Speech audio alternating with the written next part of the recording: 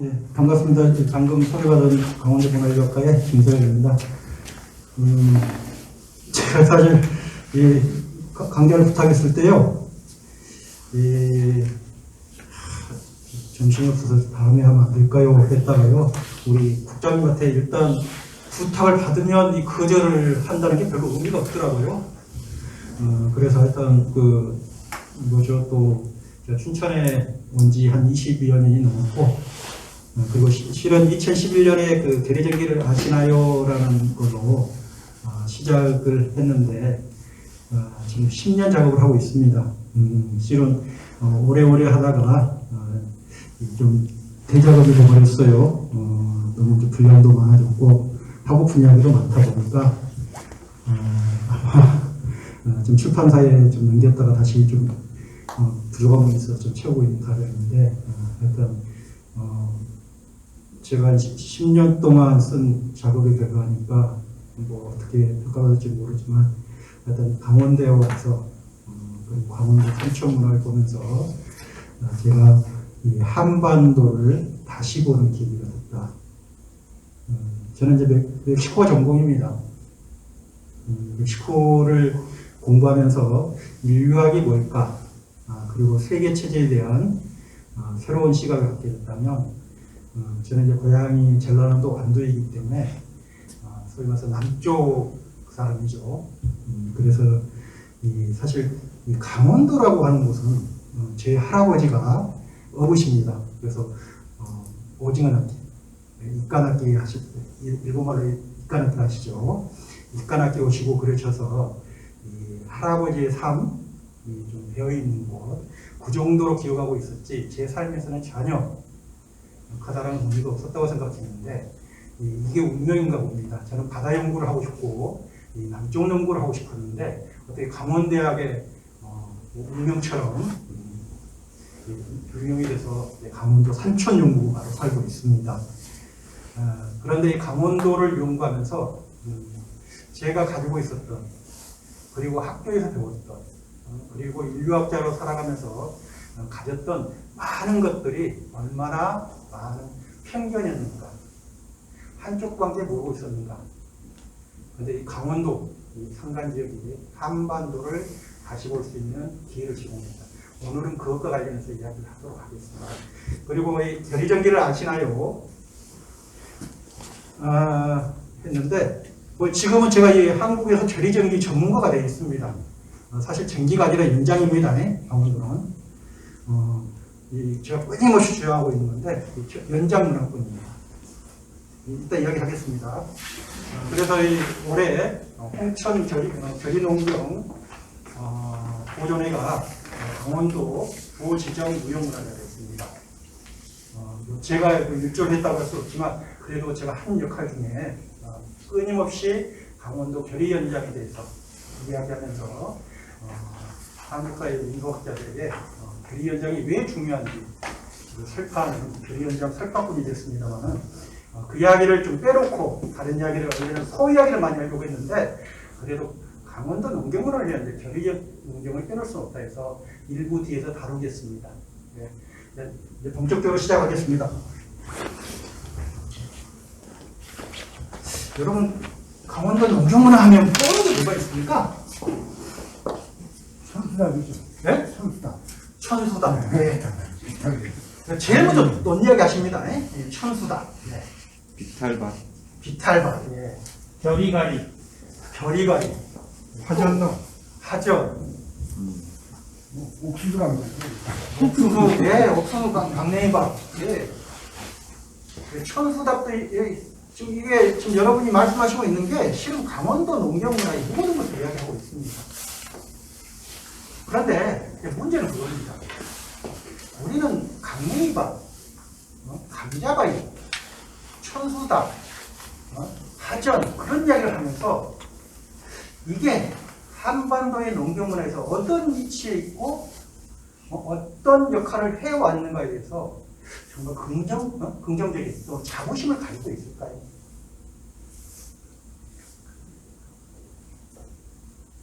실은 그렇지 않습니다. 사전에요, 감자바위, 강원도 사람들 약자가 말로 딱 등재되어 있습니다. 근데 왜 그럴까요? 한번 우리가 다시 한번 생각해 보죠. 그게 실은 한반도의 모든 것을 볼 수 있는 역사를 담고 있습니다. 네. 우리가 일반적으로요, 강원도 하면 분단을 떠올리고 산천, 오지를 떠올립니다. 왜요? 우리 김남주 시인이 말씀하셨죠? 384는 384에만 있는 게 아니라 우리 가슴 속에 있습니다. 제가 우리 학생들한테요, 강원도 한번 그려보라면 384를 넘지 않습니다. 유일하게 남북이 갈라진 도입니다. 북한에서 모든 도를 남북도로 나눴습니다. 항해도도 항해북도, 항해남도로 나눴죠. 자강도, 양양도 다 나눴습니다. 그런데 강원도만은 남쪽에 강원도가 있기 때문에 거기는 북강원도. 북한의 정치인들은 남강원도를 생각하고, 근데 우리는 과연 북쪽을 생각하고 있는 거죠. 근데 분간으로, 일단 분단으로 나뉘다 보니까요, 일단은 우리 사고가 384를 넘지 않습니다. 왜 그럴까요? 바로 이게 우리가 정말로 강원도를 제대로 볼 수 있는 기회를 앗아가고 있다는 겁니다. 자, 한반도도 또 잘 아시잖아요. 네, 우리 학생한테 하면요, 북쪽은 안 나가요. 그럼 뭐 하는 지도가, 북한에 제가 연구를 하다가요, 북한의 이 양변 지역이 어디지 찾으려면 구글 지도를 들어가야 됩니다. 우리나라 지도에는 없어요. 근데 보십시오. 강원도 어디 있습니까? 지금 남북한 체제에서요, 가장 많은 도와 인접하고 있는 도가 어딜까요? 강원도죠. 예전에 충청도였죠. 충청북도입니다. 이거는 내륙도니까. 근데 지금 강원도예요. 네, 함경남도, 평양남도도 겹쳐 있습니다. 항해북도, 그 다음에 강원도, 네, 경기도, 충청북도, 경상북도. 그리고 이치가 한반도의 중북부의 중심에 있습니다. 척추. 예. 청량산맥이라고 이야기하는 태백산, 백두대간의 중간입니다. 사실 이제 백두대간, 예, 이것만 보면 이미 강원도는 산간도, 오지도, 최 끝단도 아닙니다. 이 강원도는 한반도의 중추이고, 실은 이 산은 백두대간입니다. 강원도 끝자리죠. 태백산에서 서백산맥으로 넘어가죠. 네. 백두대간의 문화가 여기까지 치고 나가는 겁니다. 즉 강원도는, 예, 북한의 산을 따라서 내려오는 남북의 문화들이 마주치는 가장 중요한 위치에 있는 겁니다. 그리고 남쪽에서 치고 올라가는 남부의 논농산나가 강원도에서 마주치는 거죠. 네, 실제적으로, 네, 이건 한반도가요, 강수량 아주, 네, 차이 많이 나죠. 2배 정도 차이 납니다. 남북으로. 그럼 여름철에 단지 이 특징이 있는 건 뭐냐면, 여름철에 모든 강수량이 내리기 때문에 이런 남북의 이도 차이에도 불구하고 여름철 농사를 질 수가 있습니다. 이런 어떤 기후적 특성, 기온부도 마찬가지죠. 여름철 기후 변화는 거의 차이가 없죠. 근데 겨울철은 심하죠. 겨울철은. 여름철은 거의 차이가 없죠. 이거 평균입니다. 즉 한반도는 물에서는 거의 균등한 여름철의 강수량을 보여준 동시에 기온 차이는 이런 변화가 있는데, 자, 이런 특징들이 한반도는 아까 말씀드린 대로 청량산맥, 동고서저죠. 이 지형각, 그 다음에 길게 뻗은 지형각, 지리적인 것과 그 다음에 기후적인 것들이 묶어져서 실은 한반도에 다양한 자연지리를 만들어냅니다. 그래서 이건 헤르만 라우텐자거라고 독일의 유명한 지리학자입니다. 이 사람이 코리아라는 책을 1945년에 냈는데 1930년대에 소위 일제강점기죠. 그때 한국을 4번 방문하고 코리아라는 책을 냈어요.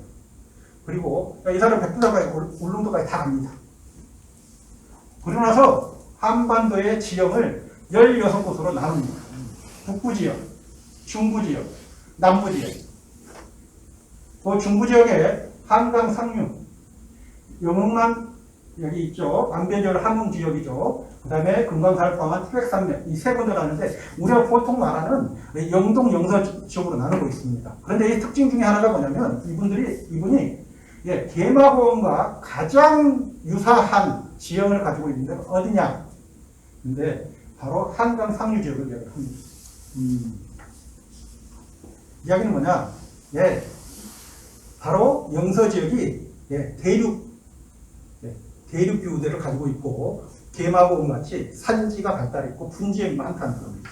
그래서 실제적으로 계마고원과 더불어서 하전이 많이 이루어진 것인데 다른 이야기는 필요 없습니다. 실은 이 사람이 딱 한마디를 했습니다. 한국은 동아시아 대지역 속에 작지만 아주 작은 나라잖아요. 매우 강한 지리적 개성을 가지고 있다. 북부지역 아까 말씀드린 대로 지형적으로 이도상으로 차이가 있지만 여름철 기후가 같은, 그러나 겨울철의 기온은 차이가 많은 이러한 것들이 만들어내고 그 다음에 산악지형과 그 다음에 하천지역 등등이 어울려서 이 조그만 땅덩어리를 16개 지역으로 나눌 수 있게 해놨다는 겁니다.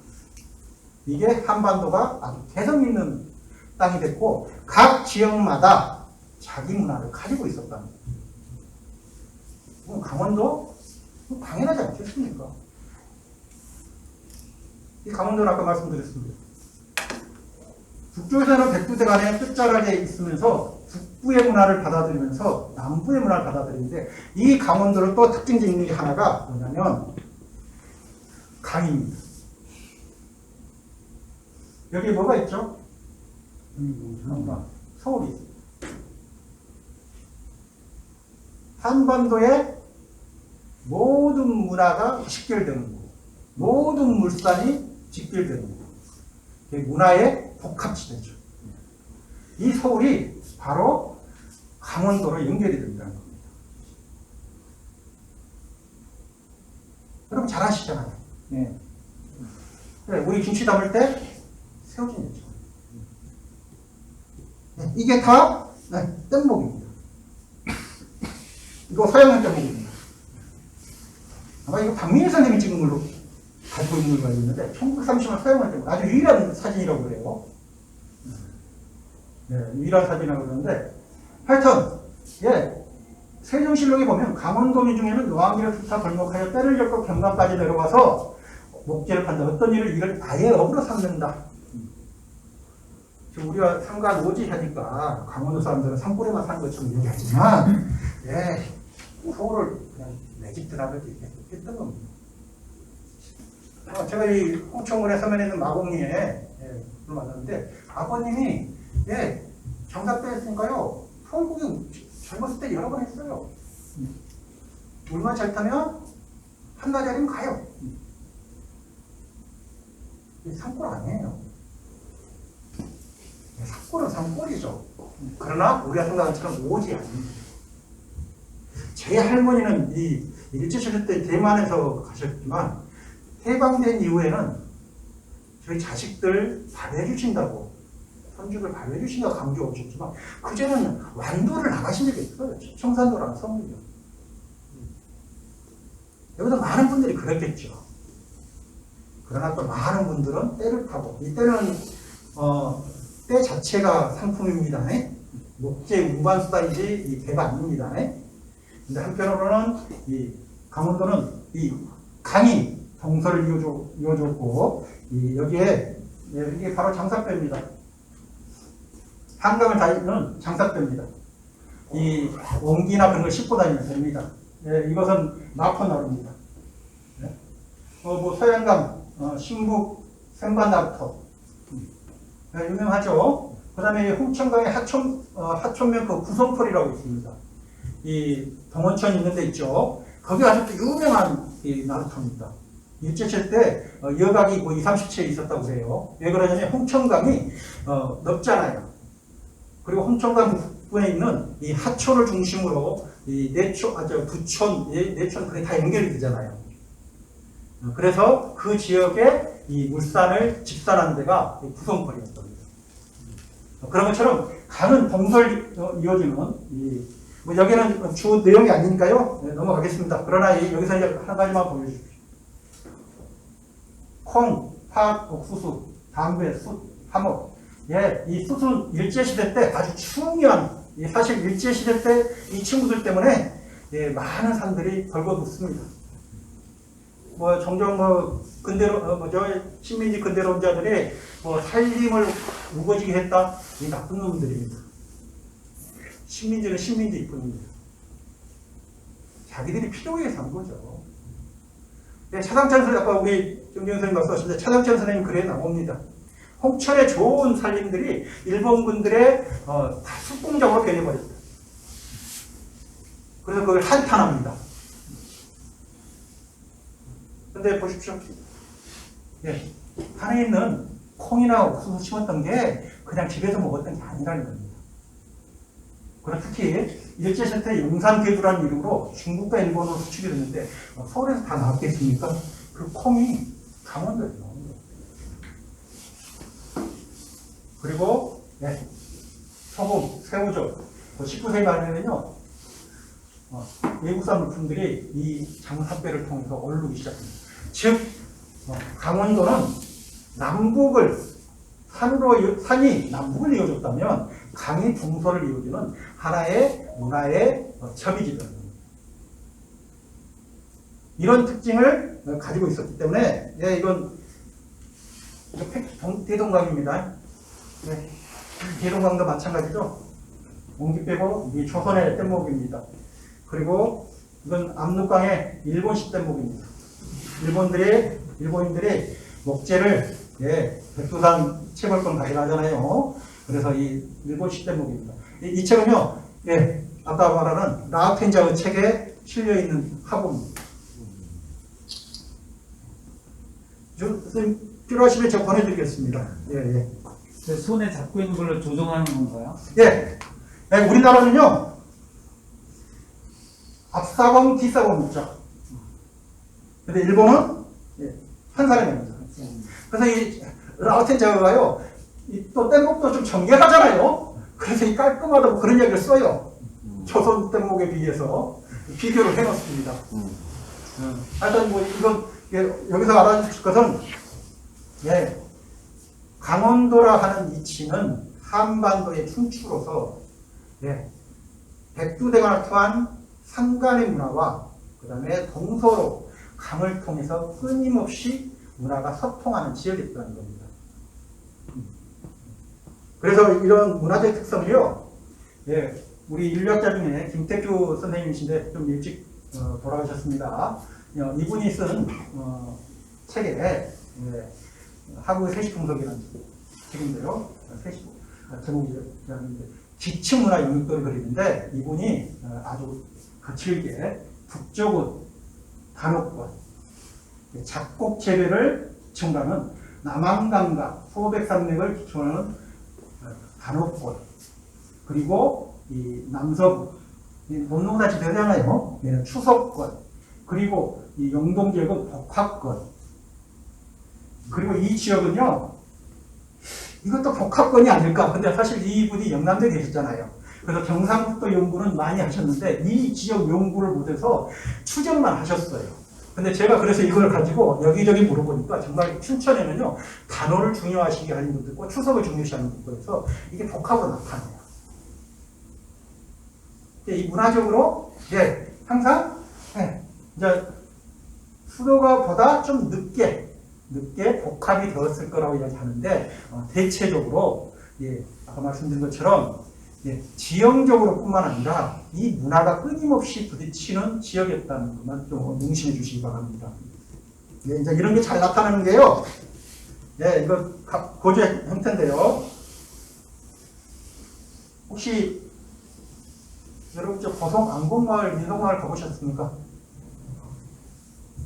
네, 우리나라에 그 몇 개 없는 저 민속마을입니다. 꼭 한번 가보시기 바랍니다. 거기 가면, 네, 마국간하고 정지하고 붙어있는 집 많이 보셨죠? 네, 이게 한경남도 주택입니다. 한경남도요. 한경북도에 이걸 자 보시면 집 방이, 네, 두 겹으로 돼 있죠. 이거 겹집이라고 합니다. 근데 이게 되게 북쪽의 추운 지역에서 나타나는 문화이고, 마국간이 아예 정지하고 들어가 있는 문화가 한경북도입니다. 한경남도는 좀 따뜻하니까 이 마국간이 밖으로 도출되어 있어요. 근데 이게요, 보시면 기호상으로 영서지역이 더 춥습니까? 영동지역이 더 춥습니까? 영서가 더 춥죠. 춥죠. 근데 영동지역은 백두대간의 이 주거 형태가 그대로 이어지고 있습니다. 그래서 여러분 가시면 고성이나 양양이라 가면 이 주택이 비율이 높습니다. 근데 영서지역은, 헐집입니다. 그리고 외양간이 붙어 있는 경우가 있습니다. 예, 강원도에서는 외양간이라 부르기도 하고 마국간이라 부르기도 합니다. 근데 마국간이라는 용어를 많이 씁니다. 이게 소를 키우면서도 마국간이라는 용어를 많이 썼어요. 네, 이것도 부엌과 붙어 있는데 영서 내륙 지역이 춥잖아요. 예, 이 주택이 있습니다. 근데 비율은 낮고, 예, 마국간이 되게 안집과 떨어지는 형태. 이게 경기적 주택입니다. 기온은 더 추움에도 불구하고, 예, 문화적인 영향으로 이런 헐집 형태의 집이 많이 나타납니다. 즉, 이것은 제가 예를 드는 겁니다. 예를. 즉, 강원도는 그냥 지형적으로 아니라 실제적으로 문화적으로 이렇게 복합적인 문화를 나타내고 있다는 겁니다. 자, 이 복합적인 문화의 핵심인 오늘의 주제인 생산문화로 빨리 넘어가겠습니다. 강원도는요, 조선청기지도입니다. 세종실록 지리지에 있는 것을 이호철 선생이 지도로 했는데, 강원도는 시커먼 게 산간농업지대입니다. 산간농업지대죠. 그리고 한전농업지대, 농사지대가 대부분이죠. 그래서 조선 전기의 강원도 대부분 지역이 수전 비율이 5% 이내입니다. 그러니까 95%는 밭이란 이야기죠. 그리고 13.2%의 한전농업지대, 단농사지대가 대부분입니다. 실제적으로요, 조선시대에는, 조선 전기까지도 강원도에는 그렇게 농사가 거의 없습니다. 왜 그러냐면요, 춥잖아요. 이 생장 일수를 맞출 수가 없는 겁니다. 빨리 심자니 추워서 땅이 안 풀려요. 해토가 안 됐어. 늦게 심으면 빨리 오는 서리에 영울질을 많아요. 그 밥벼를 심었는데. 네, 밥벼도 그렇게 많지가 않습니다. 밥벼도 심었죠. 근데 밥벼도 거의 맞추기가 쉽잖아요. 근데 이게 조선 후기로 가면 가능해지게 이양법이죠. 이양법의 가장 중요한 그 특징 중에 하나가 노동력 절감입니다. 이양법을 하면 김매기가 수월해지잖아요. 그런데 이 이양법이 빨리 도입되는 지역들이 어느 곳이냐면, 김영석 선생님 연구에 따르면 경상북도, 즉 산간 지역과 강원도 지역이 빨리 들어옵니다. 그거 왜 그러냐면 김매기 하는 그것보다 생장 일수를 맞출 수 있는, 조금 키워서 심으면 생장 일수를 맞출 수 있는 가능성이 높아져서 이양법이 빨리 들어옵니다. 그래서 강원도는 사실 이 논농사가 그렇게 빨리 들어왔지만 빨리 확산되지는 못하죠. 지형적으로. 그래서 대부분 강원도에서는 핵심은 이게 홍천 하천면 내상풀이 지금은 농농사가 많은 곳입니다. 이 관계 시설이 좋아지면서. 그런데 그분이 이본 씨가 아주 소문은 서울 잘 모신 분입니다. 소문은 서울도 좋고 이분이 하신 강원도에서 밀도 한 3분의 1 되고 조도 한 3분의 1 되고 옥수수도 3분의 1 되고 이러다 보니 이 세 가지를 거의 100% 먹었죠. 쌀하고 뭐 먹을래야 먹을 수가 없었죠. 논이 없었으니까요. 근데 여기서는 이제 뭐가 하나 빠졌죠? 감자. 감자는요, 이 감자를 강원도 다 지은 거 아닙니다. 강원도는 감자는 대개 제가 뒤에 하겠습니다. 대체로 영동 지역이 많이 지습니다. 옥수수는 이 영서 지역이 많이 지습니다. 행선 지역. 그리고 이제 여기서는 홍천은 밀이나 밀도 되고 보리도 되는데 보리는 좀 덜합니다. 뒤에서 이야기하겠습니다. 하여튼 강원도는 기본적으로 먹거리가 밭작물에 기반했다. 그래서 우리 이 감자만 먹고 옥수수 먹었다면 불쌍하다 생각해요. 쌀밥 못 먹기 때문에. 실제로 서석에 가면 딸 시집 보낼 때 딸 시집 가기 전에 서대 뭐 말이 다릅니다. 서대 먹었다는데 서말도 못 먹고 시집 갔다는 하는데 하여튼 사기입니다. 이야기해서 쌀밥만 먹을 수 있으면 시집을 보냈다고 이야기를 하는데 사실 이 쌀에 대한 이렇게 막 하는 거거든요. 일제시대 때 심해집니다. 일대 모든 쌀 식량 우리나라 사람을 먹여 살리게 한 거 아니잖아요. 실제적으로 식량 증산 정책에 의해서 결은 늘어납니다. 근데 우리 조선인들이 소비하는 쌀 소비량은 일제 말로 가면 점점 줄어듭니다. 그리고 그 나머지를 만주에서 들어온 밭작물로 대신합니다. 그런데도 식민지 시대가 아름답다고 얘기할 수 있겠습니까? 말이 안 돼요. 하여튼 강원도의 중심은 밭작물입니다.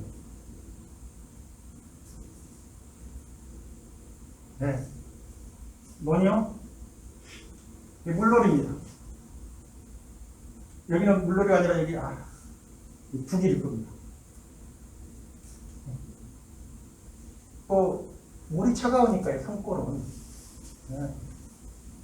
농농하게도 쌀이 농사가 안 되는 거죠. 그런데 한 톨이라도 짓기 위해서 끊임없이 하고 이제 이 물을 관리하는 방법이 있습니다.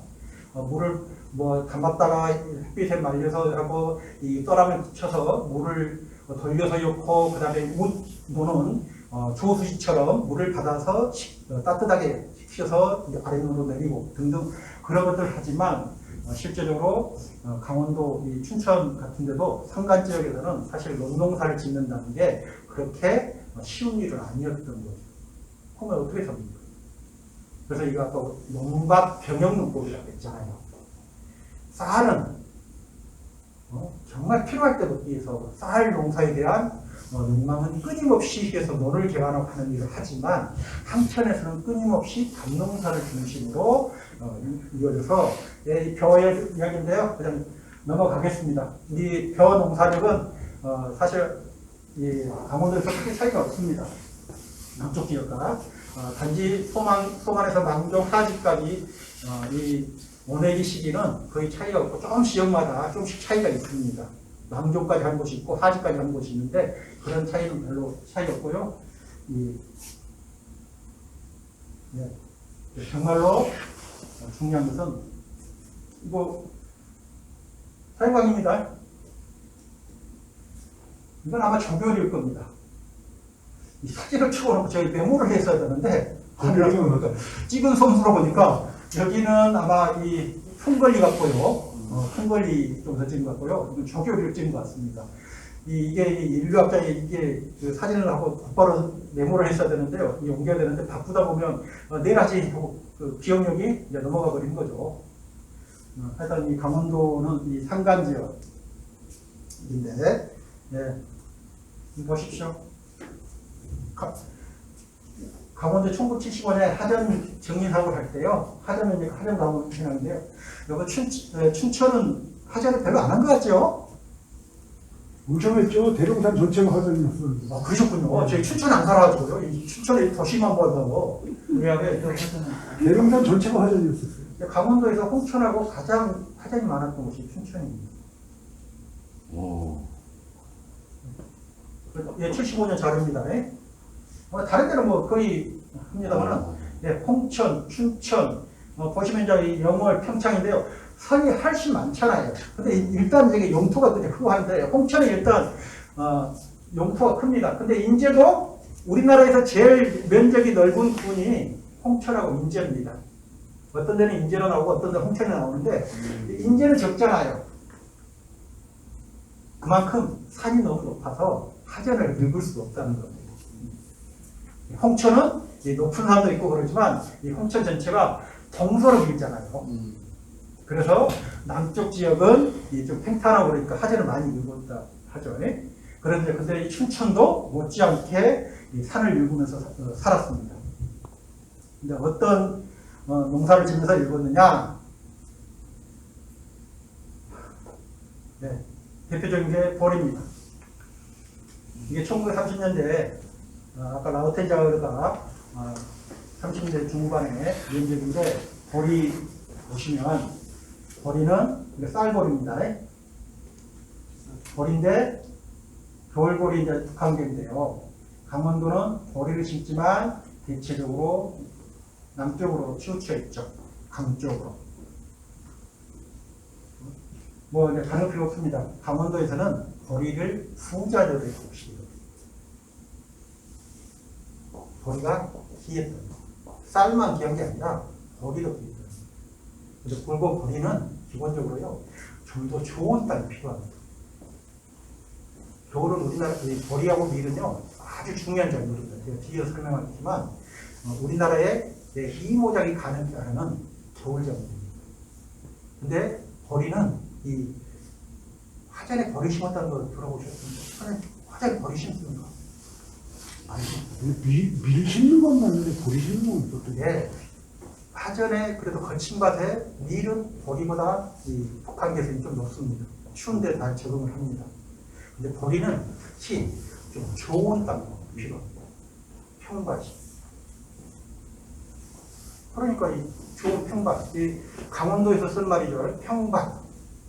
다른데 전라도에서 절대 평밭 안 씁니다. 밭은 다 평평하니까요.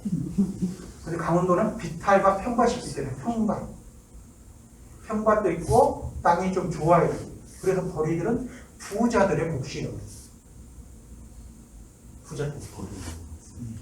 그래서 대체로 이게 한국의 강원도 세시풍속이라고 문화재연구소에서 나온 거기 보면 보리와 관련된 의뢰가 크게 두 가지가 있는데 하나는 입춘의 보리 뿌리 정책입니다. 입춘식에 보리를 뽑아서 뿌리가 가는 뿌리가 몇 개 나왔는가를 보고 올해 보리 농사가 잘 될까 안 될까를 점쳤다. 지역마다 조금씩 그 해석하는 게 다릅니다. 대개 두 가닥 세 가닥이 넘으면 보리 농사가 잘 된다고. 그리고 정월되고 그러면 보리 타작 의뢰를 하는데 정월되고는 보리가 어디 있습니까? 없잖아요. 수술을 가지고 보리처럼 해놓고 이 보리 타작을 하는 흉내를 냅니다. 흉내를.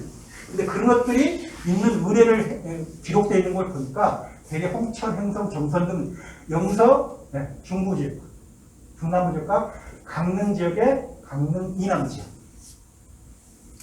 보리의 북한계설에 따라서 강원도에서 다 관동산에서 보리를 지었던 게 아니라는 거예요. 보리도 못 지었어요. 근데 밀이라도 지어봐야죠. 밀도? 예.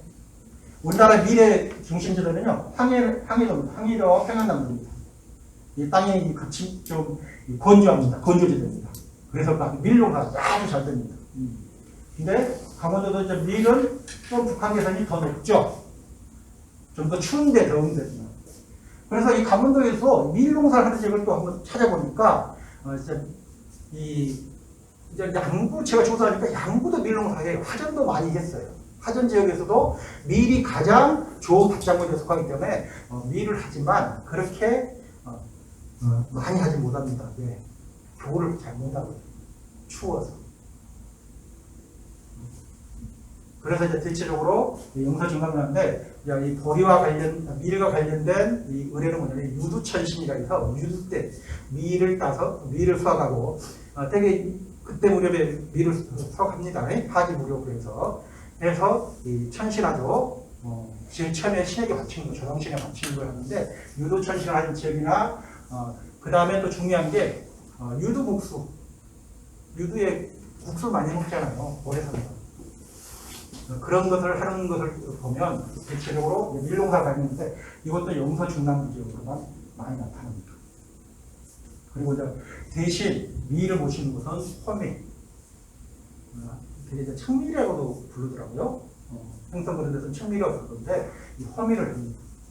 즉 강원도에서는 밭작물의 가장 중요한 보리밀도 이 안전이 안 된다는 거예요. 그러면 그걸 이제 대신 뭘 했느냐? 무슨 농사를 제일 많이 지었을까요? 전체적으로 옥수수하고 콩 탓이죠. 근데 이 조를 빼놓습니까? 저는 하기 힘들어서. 조가 최고의 작물입니다. 콩입니다, 콩. 이 콩야기는 않겠습니다. 원래 콩도 이 북쪽에서 많이 심죠? 남쪽에는 거의 심지 않습니다. 이 콩 심을 때 별로 없어요. 저희도 우리 어렸을 때 보니까요, 할아버지 할머니가요, 이 논두렁에 콩 몇 가지 심지, 콩밭 심는 거 거의 못 봤어요. 다 이 강원도에서 백두대간의 이 콩이 북쪽에 아주 핵심적인 작물이라고. 그리고 여기 강원도까지 그것이 이어져서 우리가 막장 이야기 하잖아요. 막장 이야기 하죠. 제가 조사하면서 가장 큰 행복 중에 하나가 된장국을 밥을 먹는 겁니다. 그래서 요즘은 다 서울 된장이에요. 순창, 고추장에 순창 등. 네, 그래서 이제 조사가 재미가 없어졌습니다. 막장이 없어요. 막장 된장이. 네. 근데 강원도의 최고 잡작물입니다. 아까 말씀드린 대로 용산, 대구, 한강으로 이어지는 콩입니다. 이게 좀 너무 빠져보세요. 실은 강원도 사람들의 최고의 식량은 조입니다. 조. 보십시오. 원래 우리나라는요, 성맹문화입니다. 조는 역사적으로 가장 오래된 기록이 있는 작물인가 뿐만 아니라 보리가 되죠. 보리도 아주 오래된 작물입니다. 근데 보리보다도 조가 워낙 잘 자라다는 거예요. 조는 어디에 심죠? 하전의 첫 작물입니다. 우리가 하전의 첫 작물 하면 두 가지를 잡습니다. 하나는 조, 하나는 밀밀입니다. 근데 뿌리는 시기가 다르죠. 우리 하전으로 하나로 뭉뚱그리는데 사실 봄하전과 가을하전, 여름하전 다르죠. 그래서 이 봄에 뿌리는 이 첫 작물은 조입니다. 조는 하전을 하고 나서 뿌리자마자 나는 겁니다. 그리고 이 처음에는 이 풀이 잘 자라지 않기 때문에 조가 가장 힘든 게요. 뒷면은 거예요, 뒷면은 거. 섞는 일이죠. 그래서 섞을 때 하는 말이 있어요. 부부싸움을 하면 잘 섞어집니다. 할아버지 머리카락 뽑으면 잘 섞어집니다. 이 섞은이 힘들게 힘들거든요. 근데 하전에서는 그게 한차대는 안 되고, 그 조가 가장 잘 되는 시기가 세 번째 하전에서 제일 잘 된다. 이 조는 보십시오. 강원도에서 대부분 지역에서. 그리고 이 재밌는 것은요, 조가 하종이라고 합니다. 혹시 하종이라는 이름 들어보셨습니까? 하천 그런 데 가시면 하종이라는 이름 씁니다. 그리고 하종할 때 쓰는 우리나라의 극쟁이, 홀치, 걸기체 하는 것을 하종체라고 합니다. 하천 간청리에 가시면 그 말을 씁니다. 그리고 강원도 영동 양양의 상공리에 가시면 그 말을 쉽게 들을 수 있습니다. 조를 뿌린 걸 하종이라고 합니다. 잘 이해해 주십시오. 벼자가 예전에 벼를 뜻하지 않았다는 거죠. 그만큼 강원도에서 보리와 함께 한반도 변농사의 양조장, 이런 성맹문화. 변농사가 자리 잡기 전에 성명문화가 있었던 거예요. 그게 실은 강원도에서 가장 중요한 작물이었거든요. 그래서 우리가 사실 감자가 뭐 할 때요, 조 안 들어가는 거 없잖아요. 근데 조가 이제 심기 힘들고 그러니까 점점 사라진 거죠. 메밀리아기는 뭐 안 하겠습니다.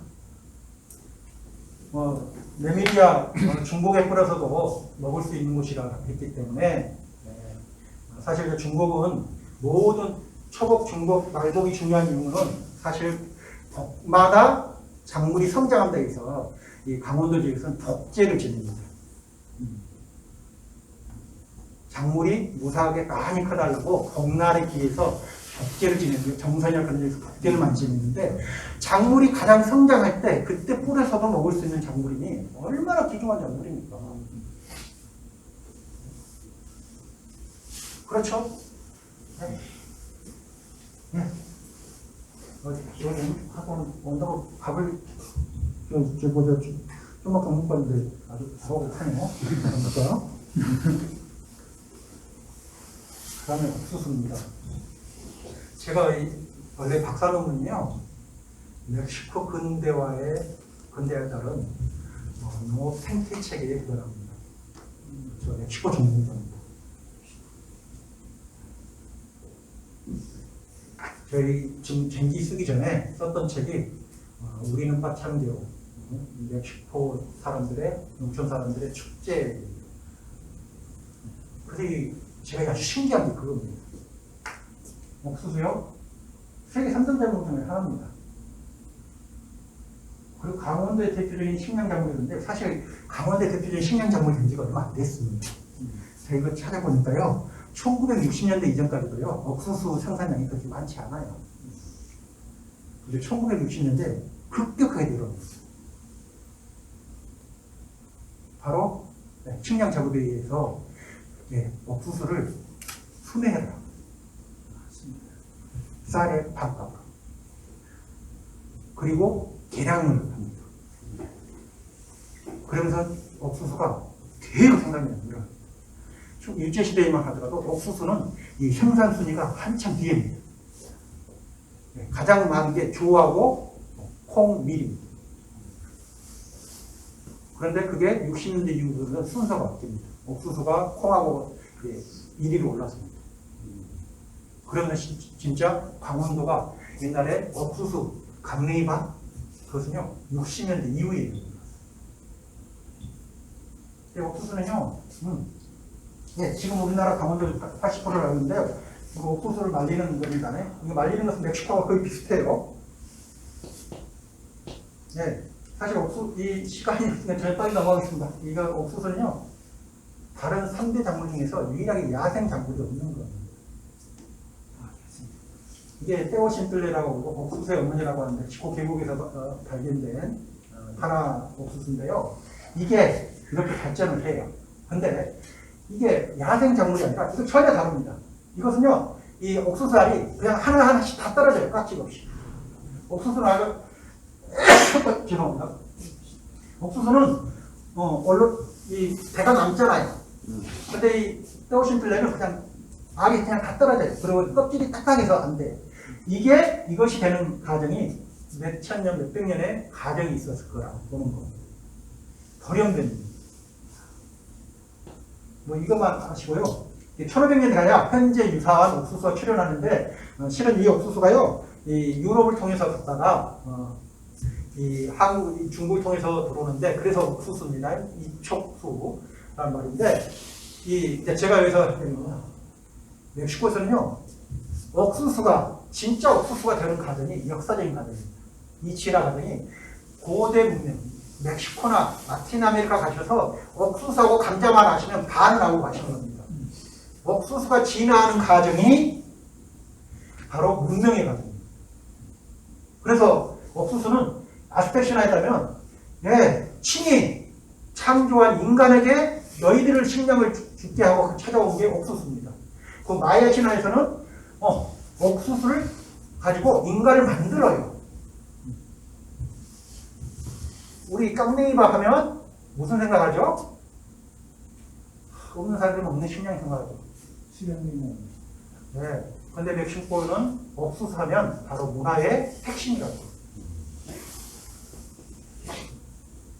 근데 그거 재밌지 않아요?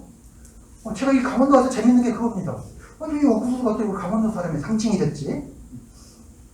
옥수수를 멕시코 말로 뭐라 그래요? 마이스죠, 마이스. 마이스? 네. 그 영어로도 마이스라고 합니다. 콘이라고 그러는데, 원래는 M-A-I-Z-E. 네. 그 영어로는 그렇습니다. 이 스페인에서는 E가 빠집니다. 보십시오. 멕시코 국립인력박물관에 있는 입구에 있는 모든 문화가 옥수수와 기독교, 성모 마리아입니다. 옥수신. 우리나라에 그럴 수 없잖아요. 그럼 중남미 가실 때 이거만 알고 가십시오. 그럼 반은 알고 가신 겁니다. 네. 그리고 옥수수 재배하는 거 우리나라하고 비슷하죠?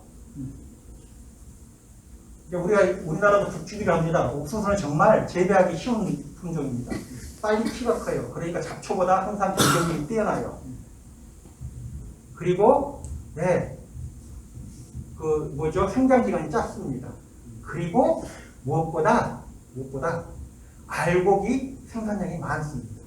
변화밀보다 사실 변화밀은 약 30배 정도 넣는다면 이건 몇백 배거든요.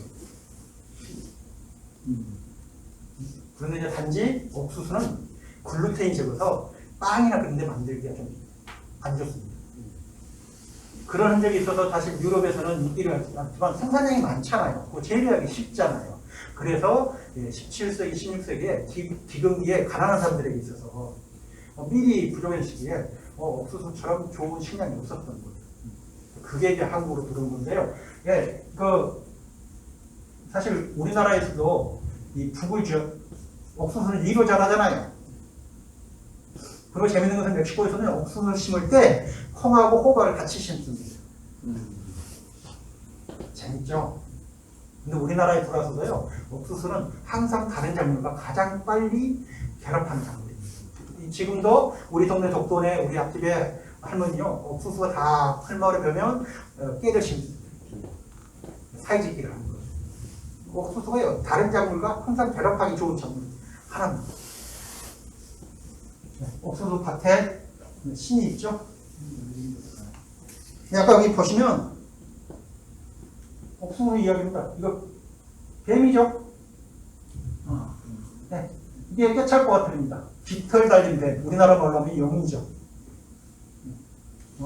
네. 남녀, 쌍둥이. 이 옥수수를 식량을 갖다 주는 겁니다. 동굴에서. 이게 제가 다닌 멕시코 국립대학의 의대 그 벽면에 있는 벽화입니다.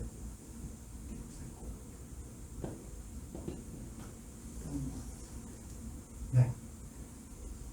옥수수 먹는 거, 멕시코는 또르띠아라 해서 이걸 먹는데, 여러분 따포 이야기 하시죠? 따포 항상 물 싸고 드시는 건데, 사실 가난한 자들에게는 이 따포만도 그게 가장 좋은 식량입니다. 거기에 아까 옥수수와 콩을 심었죠? 콩을 삶은 것에 보면 그게 빈자들의 한 끼인 거죠. 맛있습니다. 그 멕시코의 어머니입니다. 몇 년 전에 돌아가셨는데 보고 싶네요. 제가 조사했던 마을에 제가 마마라고 불렀던 분입니다. 그 다음에 이제 감자입니다. 작물 이야기하면 너무 많이 하는데요. 감자는 사실 이제 국감자죠. 감자 들어온 지 얼마 안 됐습니다. 감자 언제 들어왔을 것 같아요? 오래된 것 같죠? 1820년. 1820년. 그 국감자입니다.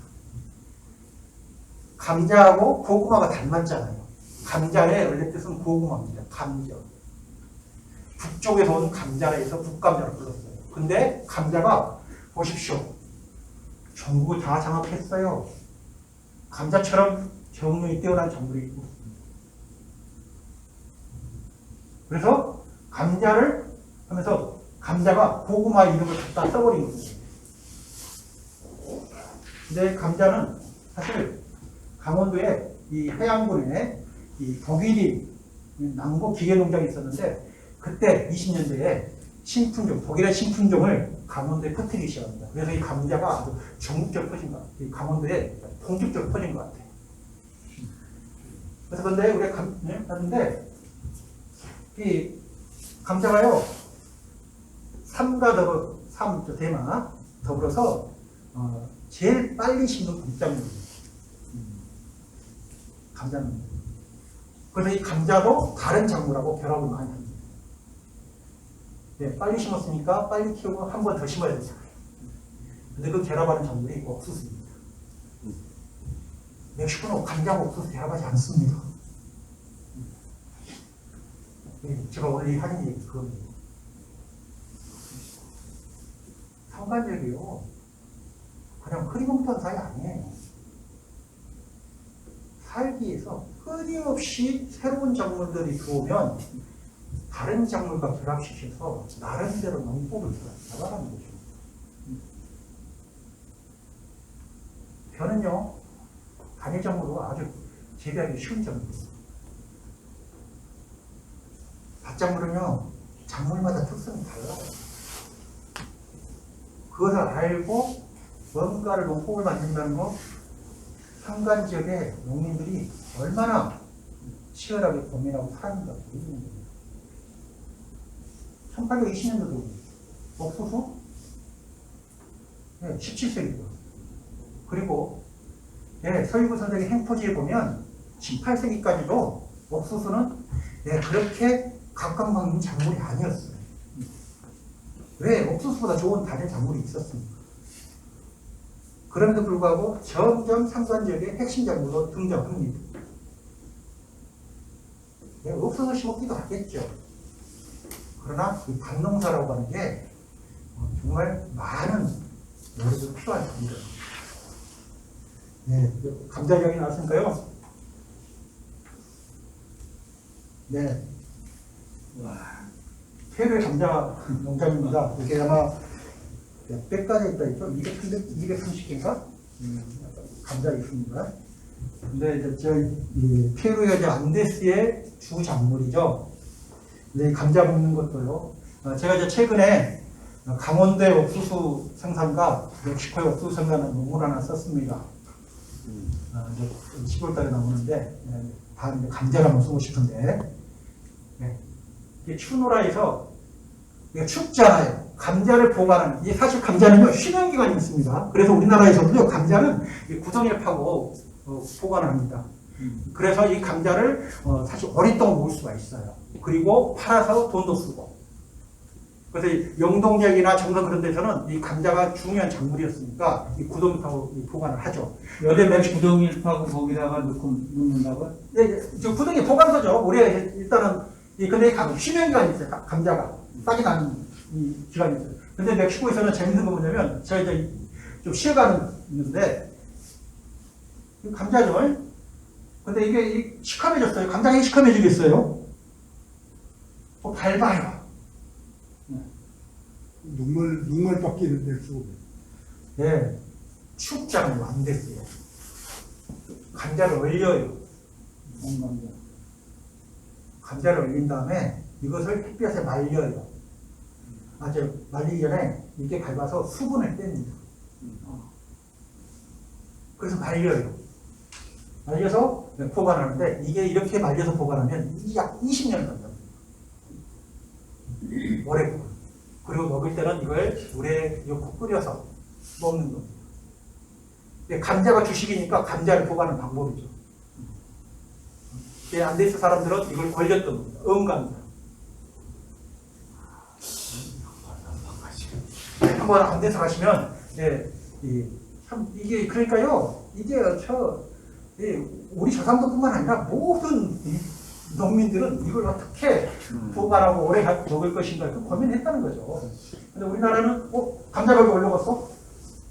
감자가 사라졌네요. 저보다 먹었나? 네, 감자는 이렇게 먹죠. 네. 자, 이제 사실 이제 이야기하려고 길게 왔습니다.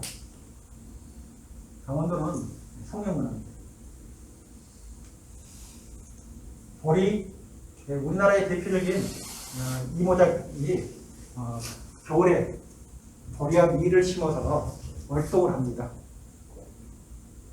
이제 버리밟기도 하죠. 버리밟기 하는 이유가 추우니까 이제 땅이 뜨잖아요. 버리밟아서.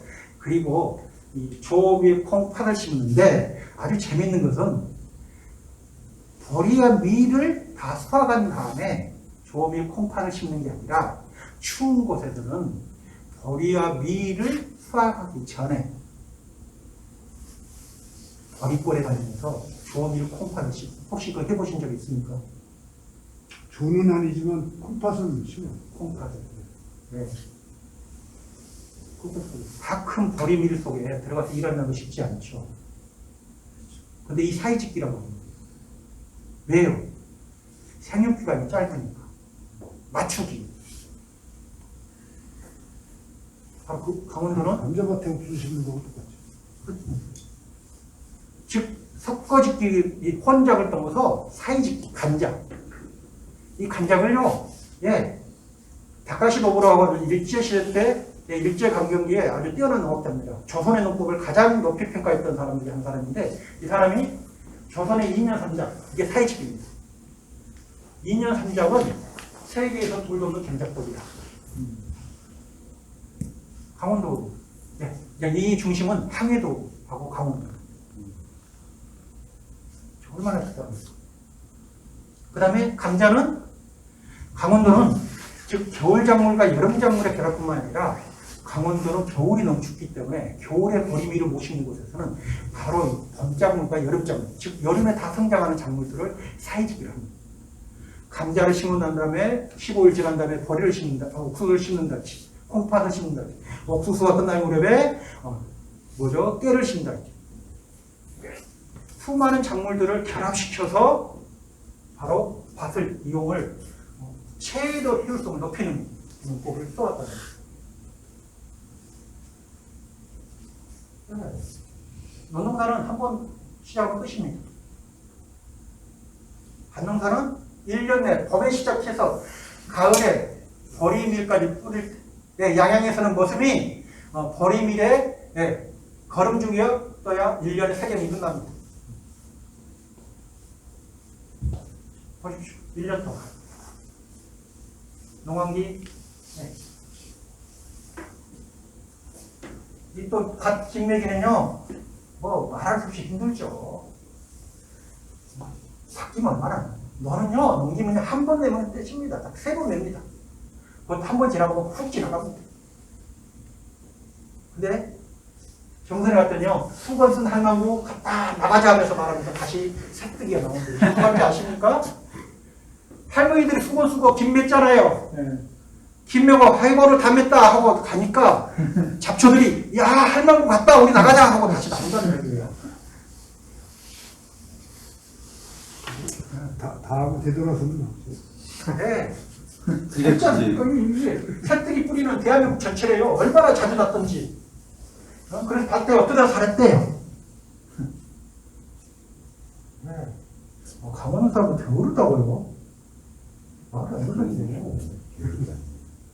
강원도에 문화가 없다고요? 이때 약을 겁니다, 제가. 형님,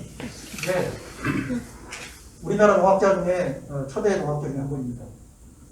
농경물의 태동을 논하는 데 중에 우리는 너무나 도작에 치중하였다. 도작을 살피기 위해서는 살피기 위하여서나 농경지원을 캐기 위하여서나 도작 이전의 농경, 즉 천작의 발상을 여러 가지 면에서 소상히 탐구하는 게 순서일 것이다. 주민들이 시장을 생산할 것이면 단농사 팥작물이었다. 근데 우리가 안 그러잖아요. 단농사를 그냥 농농사의 곁다리로 생각하시잖아요. 바로 이 다양한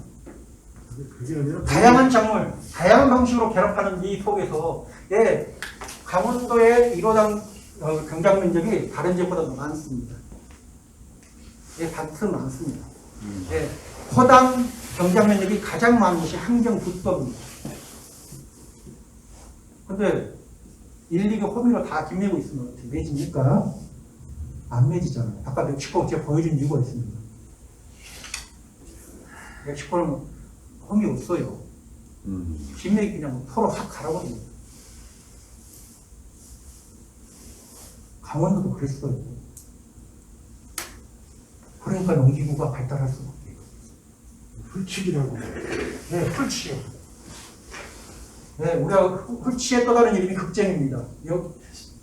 예, 경상도의 경상도를 극쟁의 고향이라고 합니다. 풀치가 발달해요. 근데 강원도는요, 풀치뿐만 아니라 연장이 발달했죠. 네. 제가 이건 2011년에 강의했던 결의쟁기를 아시나요? 네, 첫 지도입니다. 네, 북한의 민소학자 정시경 선생님이 그린 겁니다. 사실 쟁기 연구의 많은 부분은 이분한테 빚을 지고 있습니다. 결의, 허리 제가 이야기 안 해도 아시죠? 소 한 마리 끄는 거, 소 두 마리 끄는 거. 강원도에서 파주로, 대동강면, 그 다음에 강화도 파주 지역을 지나는 이 선이, 파주에 가면 계리 농경을 합니다. 강화도에도 계리 농경을 했습니다. 양평도요, 계리 농경 많이 했습니다. 사실 양평은요, 일부 지역은 강원도로 하잖아요. 단원도 같은 데 강원도라고 했잖아요. 네. 그래서 이 쟁기가요, 재미있는 농업사에서 쟁기만큼 중요한 게 없습니다. 사실 이 몽고메리아 산은 흙의 저자입니다. 지구의 표면을 갖고 이 쟁기 때문에 이 지구가 몸살을 앓고 있다는 겁니다. 사실 침식이 엄청나게 빨라지잖아요. 농업 생산은 엄청나게 늘어났는데 함께 지구의 표면을 바꿔버렸다는 거죠. 그런데 이 농업이라고 하는 것은 쟁기라고 하는 것은 인간과 그다음에 가축이 함께하는 최고의 농기구가 쟁기입니다. 사실 가축과 농기구 같이 하는 건 많지 않습니다. 특히 가리농구예요. 이 쟁기가 최고입니다. 그리고 쟁기를 할 줄 알아야 농구가 되는 거죠. 네, 강원도의 쟁기의 기준이 오늘 빨리 가겠습니다. 허리하고 이 영상 넘어가겠습니다. 이 허리는 이거는 사실 일본 쟁기입니다. 모네스는 일본 쟁기입니다. 1920년대에 일본에서 개량해서 우리나라 들어온 건데 제가 어렸을 때 이게 우리나라 쟁기인지 알고 컸어요. 일본은 여기 밑에 바닥이 있죠. 이걸 단상이라고 짧은 바닥이 있다 해서 일본이 농농사가 발달했잖아요. 일본은 쟁기 농업이 발달한 것이 아닙니다. 근데 메이지 주시일 때 이걸 쟁기를 개발하면서 일본의 생산력이 엄청나게 늘어납니다. 근데 이게 바로 우리나라 남쪽에 들어오면서 이게 점점 퍼지기 시작합니다. 그런데 홍천에는 이 쟁기를 볼 수 없습니다. 함경도에서는 이 쟁기가 들어오지 못했어요. 왜? 안 맞아. 근데 우리나라의 원주나 양양이나 용동 지역에 가면 이 쟁기 볼 수 있습니다. 행성 그런 데 많이 보습니다. 허리인데 이제 결입니다. 혹시 아시는 분 아니세요?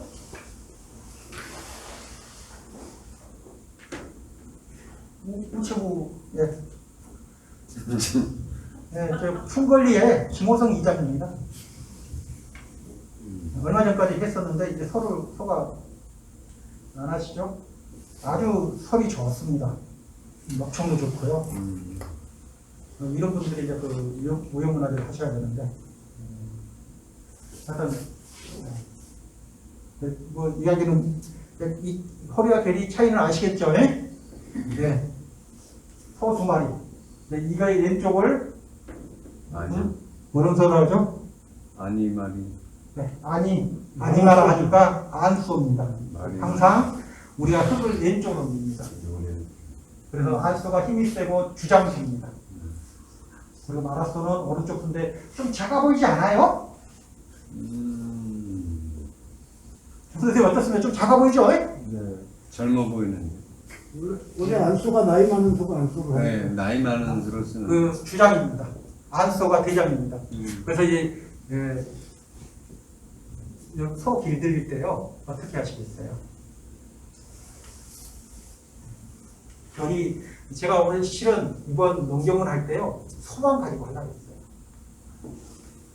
제가 지금 소만 가지고도 지금 300페이지 책을 썼어요. 재밌습니다. 그리고 소가 많지. 강원도가 지금 강원도가 가구당 그 소수가 전국에서 제일 적은 도 중에 하나입니다. 근데 60년, 70년까지는요 가구당 소 마리수가 제일 많은 데가 강원도입니다. 한국 불임소의 시대, 제가 논문 썼습니다. 불임소의 시대에 선두주자는 강원도였습니다. 일제시대부터요 제일 많은 데가 함경북도입니다. 호당 가구 가축수가 많은 데요. 그 다음에 평양북도가 그리고 강원도입니다. 왜요? 소가 그만큼 필요했습니다. 이 선데요, 이제 제가 할 얘기는 본격적 이야기입니다. 각 지역에 아까 말했죠. 북부, 중부, 남부 나뉘었다 했잖아요. 개성이 있다 그랬잖아요. 그 다음에 지역마다 다 달랐다 했잖아요. 거기에 작물들이 다 다르잖아요. 그럼 농민들이 그냥 앉아 있겠습니까? 각기 맞는 농기구를 만들어요. 이것을요, 정치경은 쟁기와 연장과 가덕이라고 했어요. 쟁기는 아까 말하는 그 재래식 쟁기입니다. 바닥이 있죠. 논에 쓰기 때문에 바닥이 있는 것을 유상이라고 합니다. 일본식 표현입니다. 우리나라 쟁기의 최고 전문가를 할 수 있는 김광 선생님이 이것을 누웠다 해서 누쟁기라고 했어요. 즉, 간단하잖아요. 논과. 이거 논호미입니다. 논호미는 벼시 달려있죠. 그래서 쫙 잡아당기면서 흙을 넘기죠. 호미, 낫이 반달 낫이죠. 즉 쟁기에서 많이 쓰는 논농사에 많이 쓰는 것은 농기구가 간단하다는 겁니다. 다른 거 할 게 별로 없잖아요. 김매기도 3번 하면 됩니다. 그 김매기 할 때요 호미 다 쓰지 않습니다. 첫 번째 김매기에서는 대부분 호미를 쓰고요. 일부 지역에서는 안 씁니다. 강릉 지역에서는 흙이 너무 마사토해서 호미 쓰지 않고 손으로 합니다. 홍천 내면에 가니까요 거기도 호미를 안 쓰더라. 왜 안 씁니까 했더니 여기는 추워서 뿌리를 건드려 놓으면 뿌리가 활착하는 시간이 너무 늦어져서 작물이 잘 안 자란대요. 그래서 호미를 안 쓰더라고요. 근데 남쪽 지역에서는 호미를 대부분 쓰고 이제 이 호미를 쓰기 때문에 김매기와 모내기가 힘드니까, 특히 이제 김매기가 힘드니까 이 두레라고 하는 게 형성이 되는 거죠. 근데 농기구는 아주 단순합니다. 근데 연장, 아까 말하는 김호동 씨가 갖고 있었던 그 연장이 바로 이겁니다. 그 또 다른 연장이 또 있죠. 이것이 북한에서는 후치, 우리 강원도에서는 훌치, 아까 말하던 하종체, 이 사이짓기 할 때 작물과 작물 사이에 골을 타야 될 때 소 2마리 가기 힘들잖아요. 그때 쓰는 것을 하종체, 걸기체. 이름이 다를 뿐 거의 비슷합니다. 그리고 강원도에 또 하나 쓰는 게 있죠. 뭐 있습니까? 지금도 쓰고 있어요. 선생님 뭐 있습니까? 안 쓰십니까? 우리 옆에 병우청장님 쓰시던데. 인걸기. 사람이 끄는 거? 사람이 끄는 거.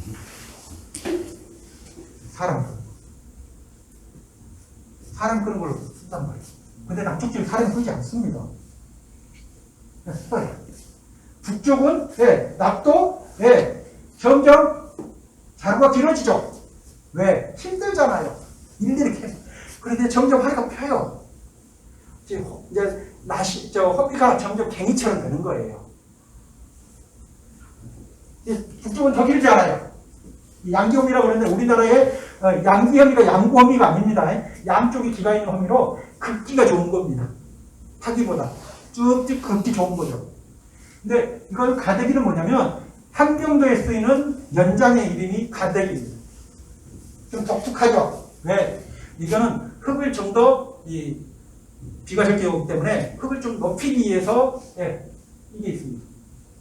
여기도 후치가 같았는데 이 후치의 방향을 바꾸는 게 있습니다. 이게 중국에 많이 나타납니다. 그리고 이게 뭐냐면 혹시 이거 쓰신 적이 없죠? 예, 밭이 넓다 그랬잖아요. 씨앗을 뿌리는 기구입니다. 씨앗을 뿌리는 게 아니라 탁탁 틀고 다니는 겁니다. 씨앗을 엮고 다니면서 드베라고 합니다. 네, 중국 연변속에서 많이 나타나는 농기구입니다. 우리 강원도에서는 없어요. 자, 이 농기구가 다릅니다. 근데 이 강원도에는 바로 이 중간에 유형을 가지고 있다는 겁니다. 이 중간 유형이 강원도에서는 그런데 쟁기와 연장, 강원도에서는요, 선생님 쟁기가 뭡니까? 통틀어 얘기해야 되는데. 그렇죠. 네. 통틀어 뭘 기억해서? 농기계 뭐 괜히 예, 지난 추석에 사이비를 온 김에 쟁기를 가져와서 조상의 무덤을 선봤습니다. 선생님 이해되시죠? 네. 발음 이해되십니까? 사이비를 온 김에 쟁기를 가져와서 조상들의 묘를 선봤대요. 이해되시나요? 쟁기로 그냥 다 제쳤다는 얘기예요? 아니, 뭐죠? 낫을 들고 와서 선봤어요. 그러니까 강원도에서는요, 쟁기는 농기구에 쇠로 만든 농기구의 일반입니다. 그런데 연장하면 강원도에서는 연장이 연밭을 가는 기구입니다. 즉 표준어라고 말해주니까 반대이죠. 그래서 우리나라 국어사전에요, 연장, 쟁기의 방언하고 써져 있습니다. 연장, 방언, 쟁기, 경기도, 강원도, 충북, 경북. 방언 아니에요. 연장 순서 한국어래요. 함은 없습니다. 그리고 이 연장이라는 용어요, 많은 곳에서 씁니다. 여러분 쓰시잖아요. 예전부터 쓰잖아요. 연장이 좋아야지. 연장이 좋아야지 말하잖아요. 연장이 남자의 거시기를 답니다. 그 이야기는 뭐냐? 옛부터 이 표현이 온 겁니다. 근데 북한에서는요, 북한 사전입니다. 연장, 밭갈이 기구의 한 가지, 쟁기, 주로 농사를 위해 쓰이는 도구를 통틀어 이루는 말. 자, 강원도의 홍천 북광의 노일리의 최승가 버릇입니다. 쟁기는 갱이 뭐 이런 걸 가지고 그러죠? 네. 그런데 또 강원도가 남쪽 문화입니까? 가덕이란 말요, 환경북도의 연장을 뜻하는 말인데, 예, 하천, 양구, 예, 양양 등등에 가면 밭쟁기를 가덕이라 그러기도 하고, 예, 연장에 술, 번데기를, 예, 번데기는 강원도에서만 쓴 말입니다. 뭐냐면,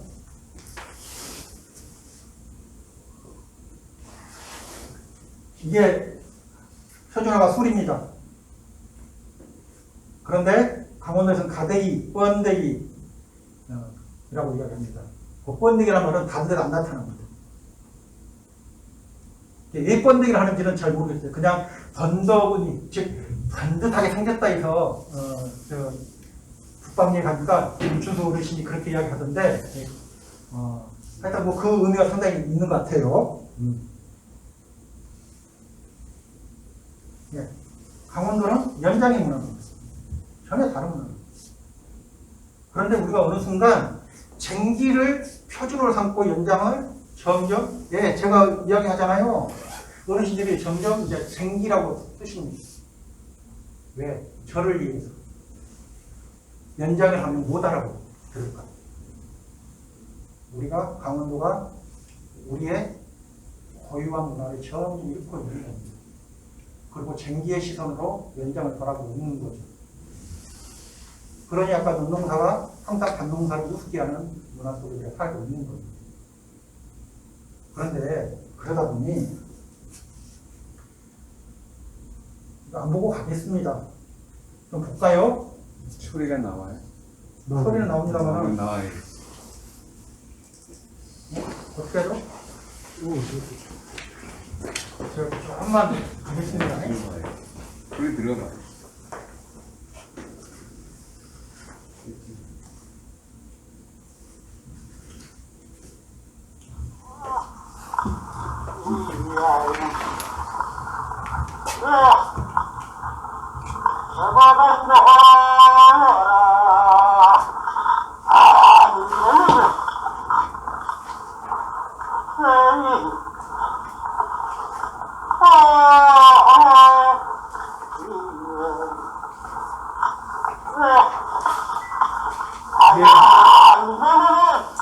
죄송합니다.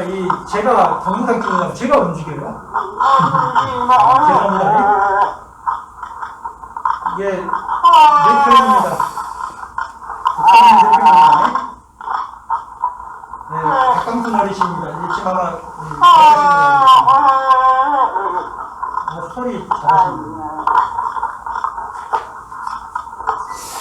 가수인데. 네? 가수야, 가수. 그 정도 가지고는 안 돼.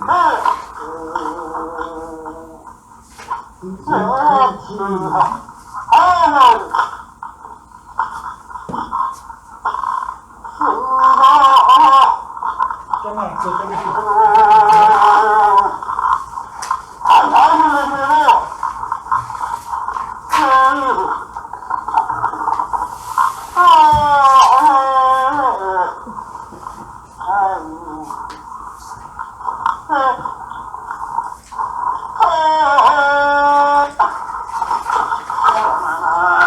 아까 숨 걸립니다.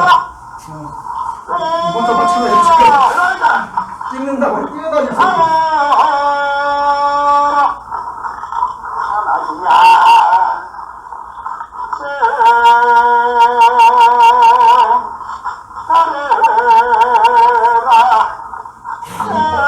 범에 이 개념마다 이 소리가 기가 막히지 않겠습니까?